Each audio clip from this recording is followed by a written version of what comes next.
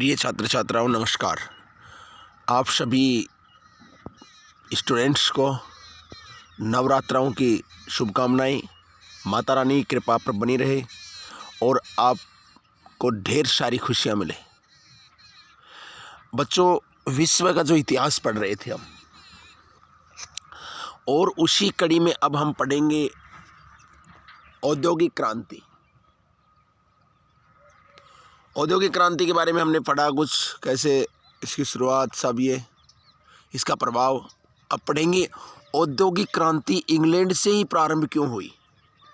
क्या कारण थे बच्चों कि इंग्लैंड में ही औद्योगिक क्रांति शुरू हुई। हम सब जानते हैं कि 18वीं शताब्दी में यूरोप महाद्वीप का जो इंग्लैंड देश है, वहाँ पर ये औद्योगिक क्रांति शुरू हुई। इंग्लैंड में ही औद्योगिक क्रांति क्यों शुरू हुई, क्या कारण थे, उन सभी के बारे में पढ़ेंगे। बहुत महत्वपूर्ण है, एग्जाम की दृष्टि से महत्वपूर्ण है। इंग्लैंड पहला देश था जहां सबसे पहले आधुनिक औद्योगिकरण का अनुभव किया गया। इंग्लैंड में यूरोप के अन्य देशों की अपेक्षा अनेक ऐसी परिस्थितियां थी जिन्होंने औद्योगिक क्रांति को इंग्लैंड में सबसे पहले प्रारंभ किया। अब एक एक करके पढ़ेंगे कौन कौन सी परिस्थितियां, क्या कारण थे जिससे इंग्लैंड में ही औद्योगिक क्रांति हुई। पहला कारण, इंग्लैंड का विस्तृत औपनिवेशिक साम्राज्य। बच्चों, इंग्लैंड के पास था वो अपना जो विस्तृत औपनिवेशिक साम्राज्य था, अर्थात इंग्लैंड का लगभग दुनिया पर कब्जा था। प्रिय बच्चों, इस बात से हम पूर्ण रूप से परिचित हैं कि हमारा जो देश भारत है, भारतवर्ष पर भी इंग्लैंड का आधिपत्य था। तो उसके पास एक बड़ा औपनिवेशिक साम्राज्य था जहां संसाधनों की भरमार थी। इंग्लैंड में 18वीं सदी के औपनिवेशिक साम्राज्य से कच्चा माल व नवीन बाजार उपलब्ध हुए। तो ये औपनिवेशिक साम्राज्य थे, उसमें कच्चा माल, हमारे बड़ी मात्रा में कच्चा माल जाता था बच्चों। और सच तो ये है कि एक समय ऐसा था कि हमारा देश मात्र कच्चे माल की मंडी बनकर रह गया था, क्योंकि उद्योग धंधों को इंग्लैंड वालों ने, अंग्रेज़ों ने नष्ट भ्रष्ट कर दिया।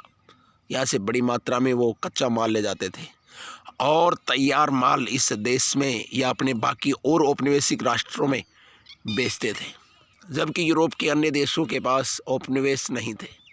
दूसरा कारण, लोहे और कोयले के खाने पास पास होना। इंग्लैंड में लोहे और कोयले खाने पास पास होने के कारण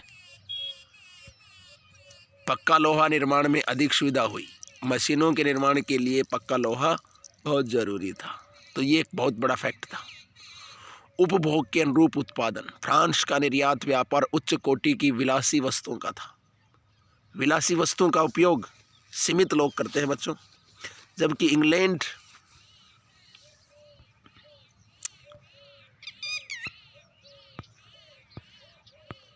के पास जो वस्तुएं थी वो ज़रूरत की थी।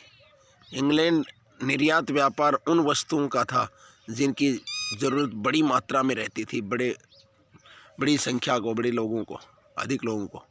इंग्लैंड का विश्वास था कि यदि उन्हें और अधिक सस्ता बनाने के साधन खोजे जाएं तो उनका बाजार और बढ़ सकता है। इसलिए इंग्लैंड उन तरीकों को अपनाने के लिए तैयार था।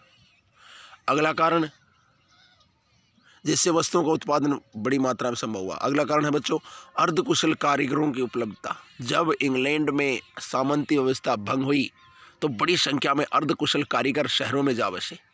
जैसे ही औद्योगिक क्रांति शुरू हुई तब ये अर्धकुशल कारीगर नई मशीनों पर काम करने के लिए उपलब्ध हो गए। ये भी एक बहुत बड़ा कारण था। उसके बाद फ्रांसीसी क्रांति एवं युद्ध।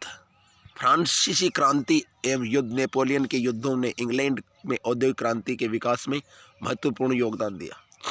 युद्ध के दिनों में इंग्लैंड को अपने सैनिकों व अपने साथी देशों के सैनिकों को आवश्यकता की पूर्ति के लिए उत्पादन के तरीकों में सुधार करने की आवश्यकता पड़ी। और बच्चों, अगला कारण मैं आपको कल की क्लास में पढ़ाऊँगा। धन्यवाद। पूंजी की उपलब्धता कल की क्लास में।